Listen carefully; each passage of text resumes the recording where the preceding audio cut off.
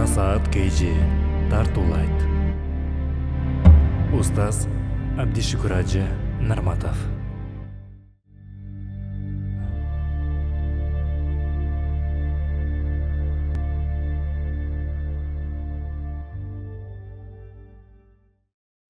Пайғамбарымыз саллаллаху алейхи вассалам өзінің хадисінде мындай дейді. Абу Хурайрадан Аллах Таала разы болсын. Ан Аби Хурайрата радияллаху анху анна Расул саллаллаху алейхи қал: "Атадруна мал ғибату?" Қалу: "Аллаху ва расулуху алам." Сахабалардан сұрады: "Ғибат эмне екенін білесіңер бе?" деді. Сахабалар: "О, білем" дебестен, Аллах жана пайғамбар билүүчүрөөк деді. Қала пайғамбар айтты: "Зикрука ахака бима якраху." Ғибат деген bir мұсылман bir туғаның жаман көрген нәрсесін ал жоқ кезде артынан сөйлөгөндүк. Қила, сахабалар айтты: "Афарайта ин кана фи ахи ма aqul?" О пайғамбар, егер мен ошол мұсылман жоқ кезде анда бар болгон bir сыпат белги жөнүндө айтсамчы деді. Қала ин кана фи ма taqulu faqad ightabtahu. Ова, өзі жоқ кезінде біреудің артынан bir нерсени анда бар сыпатты айтсаң, ғибат қылған болосың. Wa illam yakun fihi faqad bahtahu. Егер анда жоқ болса, анда сен құрдомат қылдың деді. Тилекке қарсы бүгін біздің көп замандаштар, мекендештер өзінің сөзіні bir адал қылу үшін бе, же өзіге жол тауып, "Эми ғибат болбосын, сыпатын айтып қояйын" деп қалады. Сен жараттың бошентіп. Ғибат болбосын, сыпатын айтып қояйын дейді. Ошол анда бар нерсени айтканды ғибат екен. Жоқ нерсени айтканды ал құрдомат. Урматтуу мусулман bir туган.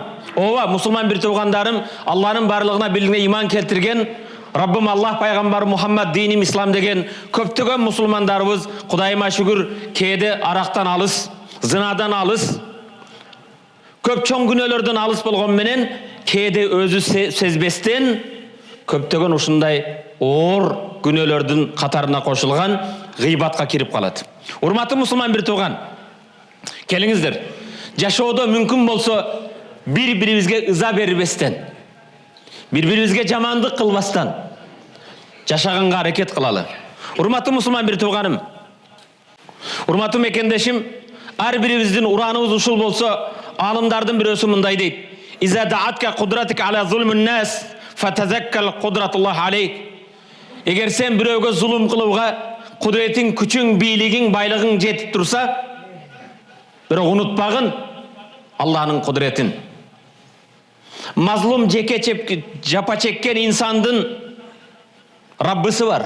Залымдын кээде бирөөгө зулум кылган адамдын бийлиги болуусу мүмкүн, удостоверениясы болуусу мүмкүн, колунда дубинкасы болуусу мүмкүн, бирок мазлумдун Раббысы бар экенди унутпаш керек.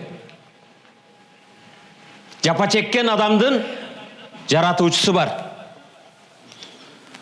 Аллах Таала кереметті Құранда мындай дейді: "Аузу биллахи минаш шайтанир раджим. Валлазина ю'зунал му'минина вал му'минат бигайри мактасабу фақад ихтамалу бухтанан ва исман мубина." Ахзаб сүресі 58 аят. Валлазина ю'зунал му'минина вал му'минат.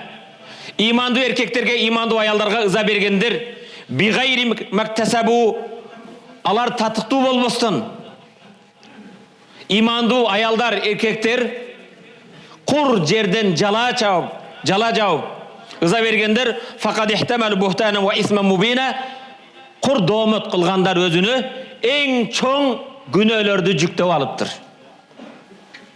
Иманду аялдардын, еркектердин артынан болбогон сөз, құр жала жапкандык, ошо жапкан адам өзүнө эң чоң күнөөлөрдү жүктөгөн болот дейт.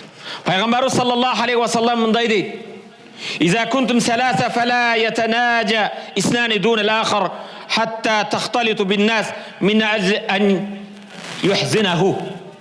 Ин кунтум саласа, эгер силер үчөө болсоңор дейт пайгамбар, эч качан экөөң шыбырашпагын, үчүнчүнү кошпостон, башка адамдарга аралашып кетпейинче, үчүнчү адамга ыза берип койбогула.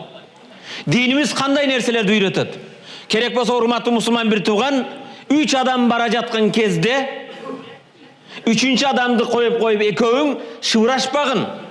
Зарыл ишиң болсо да, сырдуу сөздөрүң болсо да, Adamlar aralashıp ketmeyince üçüncü adamdardın sezimine bir rıza jetkizbeş üçün şıvıraşıp süйлöşpөгüle deydi Peygamberimiz sallallahu aleyhi ve sellem.